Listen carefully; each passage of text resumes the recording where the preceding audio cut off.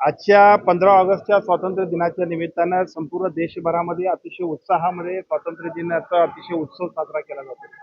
या स्वातंत्र्य दिनाच्या दिवशी कोल्हापूर जिल्ह्यातील तमाम नागरिकांना मी आजच्या दिवसाच्या मनापासून शुभेच्छा देतो.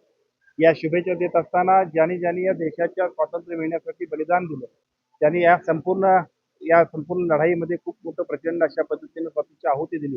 अशा सर्व आपल्या स्वातंत्र्य सैनिकांना असेल, त्यासाठी योगदान देणाऱ्यांचा सुद्धा आजच्या दिवशी आपण सगळेजण अभिवादन करतोय.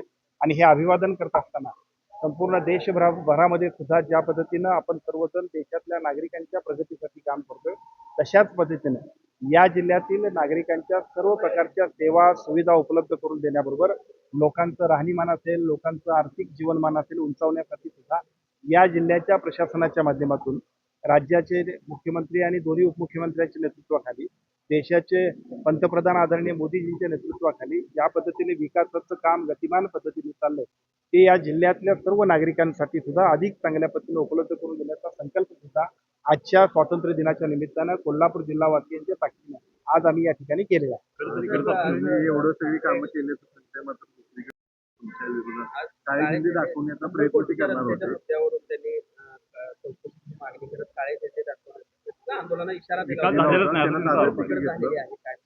दोन गोष्टी आहेत. राजकारणामध्ये एका बाजूला सत्तेवर असणाऱ्या माणसांनी चांगलं काम करायचं असतं, विरोधकांनी सुद्धा त्याच्यामध्ये दोष दाखवायचे असतात. मी निश्चितपणाने त्यांचंही स्वागत करेन. समजा त्यांच्याकडून काही ज्या दुरुस्त्या असतील, सांगत असतील, तर त्या सगळ्यासाठी सुद्धा ज्या चांगल्या गोष्टी असतील त्या स्वीकारणं हेच लोकशाहीचं खरं वैशिष्ट्य आहे. आणि मला असं वाटतं की त्या सगळ्या गोष्टी आणि ज्या योग्य असतील त्याचा स्वीकार करून, किंवा स्वीकार म्हणण्यापेक्षा त्याच्याबद्दलची संबंधितांशी चर्चा करून ज्या काही उपाययोजना करायला पाहिजे ते करू.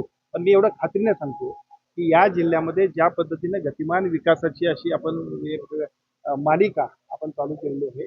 कोल्हापूरच्या गेल्या 2-3 महिन्यांमधल्या आपण सगळ्या विकास कामांच्या उद्घाटनाची जर एकूण सगळे कार्यक्रम बघितले, आदरणीय अमित शहाजींच्या नेतृत्वाखाली झालेले कार्यक्रम असतील, आदरणीय मुख्यमंत्री देवेंद्र फडणवीस साहेबांच्या नेतृत्वाखाली झालेले कार्यक्रम असतील, जिल्ह्यातील सर्व लोकप्रतिनिधी आणि सर्वच आमदार खासदारांच्या मंत्र्यांच्या उपस्थितीमध्ये होत असणारे कार्यक्रम बघितले असेल, तर जिल्ह्यातली कामं गतिमान पद्धतीने होत आहेत. ती अधिक गतिमान करण्याची जबाबदारी सुद्धा आमची आणि ती आम्ही निश्चितपणे करू. या संदर्भात आपण बैठक लावून आपण निश्चितच बैठक लावू, भूमिका स्पष्ट करू, ज्या गोष्टी योग्य असतील त्याचा स्वीकार करू. हे केलंच पाहिजे असं म्हणणारा कार्यकर्ता मी. मला असं वाटतं की ज्या चांगल्या गोष्टी असतील त्या सगळ्या आम्ही शेवटी आपण सगळेजण लोकांसाठी आहोत. आम्ही आमच्या मोठेपणासाठी नाही, लोकांच्या हितासाठी आहोत. मला असं वाटतं की या सगळ्या गोष्टी करण्यामध्ये आम्ही सगळेजण काम करू.